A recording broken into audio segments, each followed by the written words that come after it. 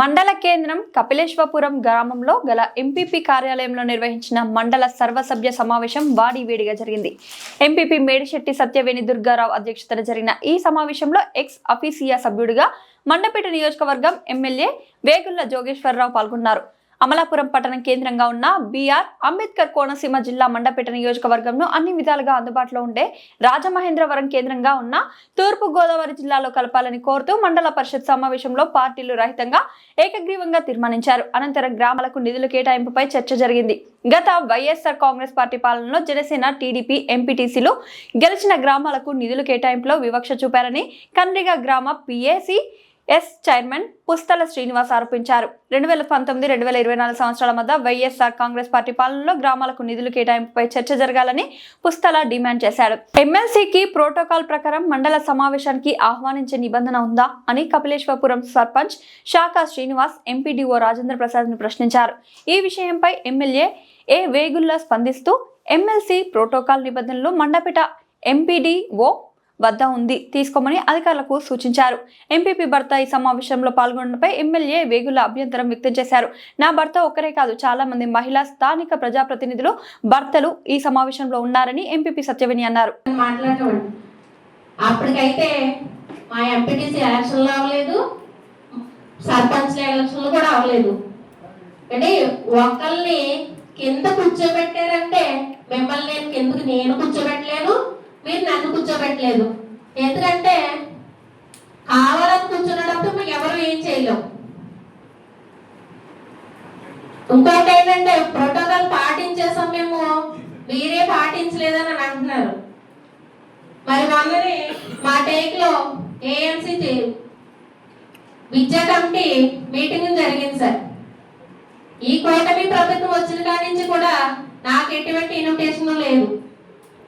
పైగా మరి అక్కడ ఉన్నటువంటి మీ నాయకులే ఎంపీపీలు ఎక్కలేదు, ఎంపీటీసీకి చెప్పక్కర్లేదు అని చెప్పే మాటలు కూడా మాకు వినిపించే. ప్రోటోకాల్ విషయంలో అయితే మేము ఎక్కడ కూడా అందరినీ కలిపిపోయే ప్రయత్నం చేసాము తప్ప ఎవరిని వేయపరచలేదు. ఇంకోటి సార్, ఏదైతే నిధులు మరి మా ఎంపీటీసీలకి ఎంత ఇచ్చారు ఏంటి అని మీరు అడుగుతున్నారు. మొత్తం 19 ఎంపీటీసీలు కూడా అడిగిన వాళ్ళకి మేము ఎప్పుడు కూడా మీరు చేసుకోండి అని చెప్పాము తప్ప అడిగిన వాళ్ళు అయితే మేము ఏం చేయలేం. అడిగిన వాళ్ళు అయితే సార్ నేను మాట్లాడి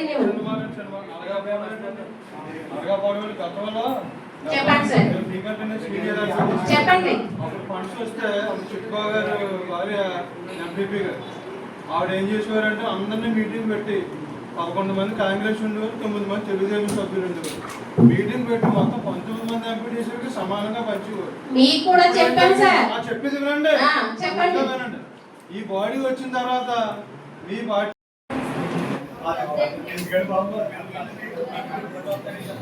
ప్రాథమిక విద్య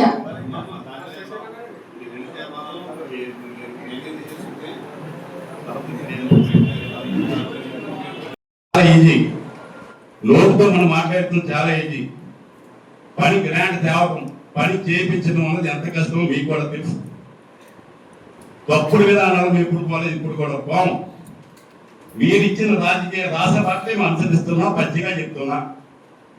మీ నాయకులు మీరు ఇచ్చిన భాష పాటలే మేము అనుసరిస్తున్నా. దాంట్లో మొహమాటం. ఎందుకంటే మీరు ఆ రోజు ఏం పాటించుకుని మీరు ఇదే రోజు అదే పాటించుకుంటారు. అలా అని చెప్పి హక్కులు ఎవరిని కూడా కాలరాయం. ప్రోటోకాల్ భంగం కలిగించే నాయకుడు కాదు మా నాయకుడు. నేను అడిగేదాన్ని కూడా చెప్తున్నా, ఒక ప్రజా నాయకుడు శాసనసభ్యులు శంకుస్థాపన చేయకుండా చేసిన పనిని మొదలు పెట్టించలేదంటే ఎంత కక్షపూర్తి ఉంది ఆ యొక్క సర్పంచ్ కానీ పాలక మండలి కానీ. వేరే అంటున్నారే చెప్పండి, ఈ 4 సంవత్సరాల నుంచి ఎన్ని గ్రాంట్ ఇచ్చారు? జనసేన ఎంపీటీసీకి ఎంత ఇచ్చారు? తెలుగుదేశం ఎంపీటీసీకి ఎంత ఇచ్చారు? వైకాపా ఎంపీటీసీకి ఎంత ఇచ్చారు? ఈ వచ్చిన కనిపించారు.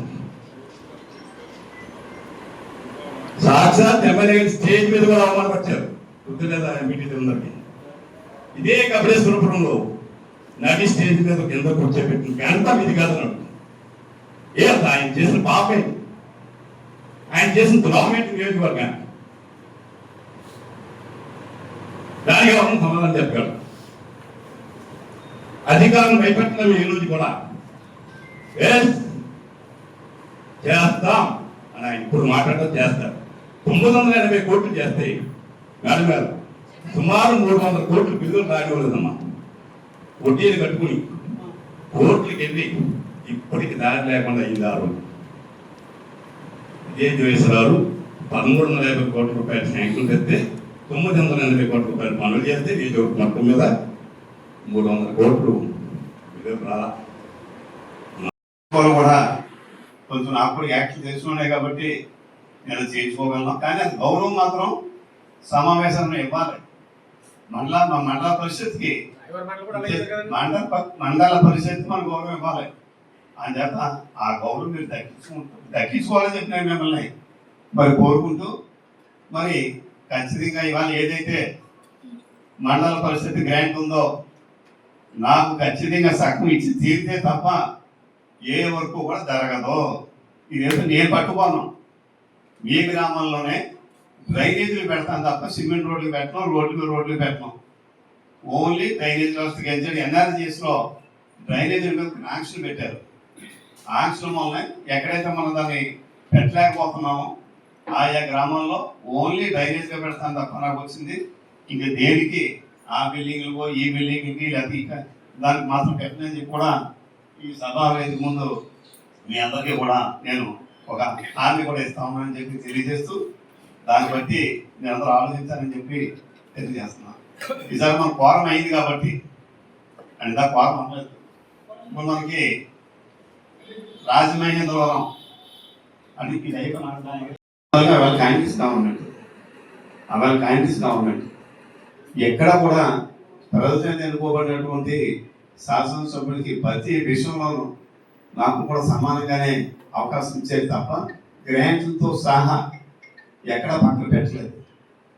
అదేవిధంగా మన 14, 19 నేను దానికి చెప్పనవసరం లేదు. 19, 24 ఈ 4 సంవత్సరాల్లో మొదటి 3 సంవత్సరాలు ఇక్కడ మన మండలానికి వచ్చినటువంటి గ్రాంటు మన 15వ సంఘం అదేవిధంగా జనరల్ ఫండ్ కలిపితే 2,24,197 రూపాయలు. 2,22,లక్షలు. ఈ 2,22,లక్షల్లో మరి ఎక్కడైనా ఒక పైసా 3 సంవత్సరాల్లో 3 రూపాయలైనా నాకేమైనా ఇచ్చారా అని అడుగుతున్నాను. 2 అదే సమయంలో గౌరవ తెలుగుదేశం ఎంపీసీలు ఇద్దరు ఉన్నారు, మరి జనసేన ఎంపీసీ ఇద్దరు ఉన్నారు. వాళ్ళు కానీ ఇచ్చారు నాకు పూర్తిగా తెలియదు, కానీ ఈ ఇద్దరు మాత్రం ఇవ్వలేదు. వాళ్ళు కూడా ఇవ్వలేదని చెప్పి ఈ సబ్జెక్ట్ ఈయన అంటుంటే నాకు తెలిసింది. మన మీరు అందరూ ఇష్టాగోష్ఠి మీటింగ్ వేసుకున్నారట. మన ఎంపీ గారు మన ఎంపీ వారు ఫోన్ చేసి దీన్ని రాటిఫికేషన్ కింద ఇచ్చేస్తామని చెప్పి కూడా మేడం గారు రాసేసారని చెప్పి ఎంపీ వారు చెప్పారు. ఇప్పుడు అలా కాదు, కరెక్ట్ కాదు. అది ఇచ్చేదని ఇది ప్రజాభిప్రాయం మనం రావడం తప్ప మనకి ఇది ప్రజాభిప్రాయం రాదు కదా, కరెక్ట్ కాదు, ఒకసారి చెప్పండి అని వద్దు నేనే చెప్తానని చెప్పి మేడం గారికి ఫోన్ అదే విషయం. అంటే అప్పుడు తెలియకండి బాబులు ఇచ్చేద్దామన్న ఆత్రం తప్ప వేరే ఉద్దేశం కాదు. అది మనం ఇప్పుడు ఇచ్చేదంటే అధ్యక్షంలో ఉంది, కేంద్రంలో ఉంది, అందరి అభిప్రాయం రావాలి. వచ్చిన తర్వాత మనం చర్చించుకుంటే ఎవరైనా తెలిసి ఇవన్నీ మీటింగ్ ఎందుకు పెట్టిస్తాం. ఖచ్చితంగా ఎవరి అభిప్రాయం వాళ్ళు చెప్పి దాన్ని బట్టి మెజార్టీ అభిప్రాయం ప్రకారంగా తీర్మానాలు మనం చేసుకుని ఆ తీర్మానాన్ని మనం ఎదురు తీసుకెళ్లాలని ఆలోచన తప్ప వేరే కాదని చెప్పి మరి మీ అందరికీ సభనీయంగా తెలియజేస్తూ, అంచేత ఇందాక ఒకరిద్దరు చెప్పారు అది ముందు ఏ సబ్జెక్టు ముందు మాట్లాడి ముందు ఈ సబ్జెక్టా ముందు వెనకాల సబ్జెక్ట్ అన్నది మన ఎంపీ గారు నిర్ణయిస్తారు. ఇప్పుడు పార్టీ కలుపుకుంటే అందరిలోనూ తప్పులు ఉంటాయి, ఎన్నో తప్పులు ఉన్నాయి. ఇంకా ఆ తప్పులు గురించి వెనక్కి వెళ్ళుకుంటా ఉంటే టైము అంటే మనం ప్రాక్టికల్గా ఎదగలం తప్ప మనం జరిగిపోయిన తవ్వకుండా కూర్చుంటే ఎదరు రాదు. కాబట్టి ఇక్కడి నుంచి ఎదరికి వెళ్ళడానికి మరి సమావేశాన్ని ఎదరు తీసుకెళ్ళాలని చెప్పి ఎంపీపీ గారిని కోరుకుంటూ అందరికీ నమస్కారం. ఓకే, నేను ఇచ్చేదన్నా ఇవ్వలేదు, మీరు చెప్పారో మీకు ఇవ్వలేదు. అంటే ఇక్కడ దాని తర్వాత ఇంకొక విషయం చెప్పొచ్చు మీరు, నలుగురు ఇచ్చామని ఇచ్చారండి. ఎవరికి ఇచ్చారు? వేరే నాయకులు ఇచ్చుకున్నారు. కనీసం పని చేస్తున్నాడు కూడా ఎంపీటీసీ గారు చెప్పలేదట. అదొక విచిత్రం. సరే, నేను ఆ గ్రామాలకు ఇవ్వలేదంటలేదు, నేను వాళ్ళ ద్వారా ఇవ్వలేదంటున్నాను. అంచేతనే ఇప్పుడు నేనేం చెప్పానంటే, మీరు ఎందోరు ఆర్డర్లు ఇవ్వట్లేదు, ఎందరో మంది ఇన్ని ఆర్డర్లు వేసుకున్నా, ఇన్ని ట్యాక్లు వేసుకున్నా, సెక్రటరీ నేనే ఆర్డర్ చేశాను. నాకు జరిగినట్టు అన్యాయాన్ని సరిచేసే వరకు, నాకు జరిగిన అన్యాయాన్ని సరిచేసే వరకు నేను ఆర్డర్ చేశాను. కానీ అందరం మనవాళ్ళే, జరిగింది వదిలేద్దాం అని మీ దగ్గరికి ఎండి వాళ్ళ ద్వారా మీకు కౌలు పంపించాం. ఏమని? నాకు వచ్చిన గ్రాంట్లో సగం నేను ఖర్చు పెట్టుకుంటాను, సగం మీరు ఖర్చు పెట్టుకోండి అని చెప్పి మరి మీకు చెప్పలేదు, నాకు తెలియదు.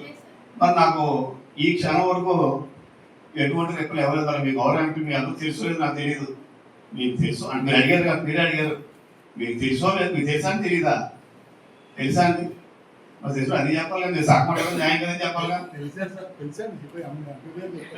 తెలిసినప్పుడు మరి సమాధానం ఉందిగా. ఇప్పుడు నాకు ఇప్పుడు నేను ఊరిగా ఏమడగాలంటే, ముందు 3 సంవత్సరాలు ఇవ్వలేదు కాబట్టి ముందు ఆ లెక్కలు చేర్చుకుని చెప్పాలి. నేను అడగట్లేదు, జరిగింది గతం కదా. ఇప్పుడైనా నాకు బాగా వచ్చిన దాంట్లో సగమని అడిగాం, సమాధానం లేదు. 2 ఎన్ఆర్జీఎస్ మీకు గౌరవంగా పంపించాం, దాంట్లో మీటింగ్లో పెట్టిస్తామని చెప్పి అన్నారట.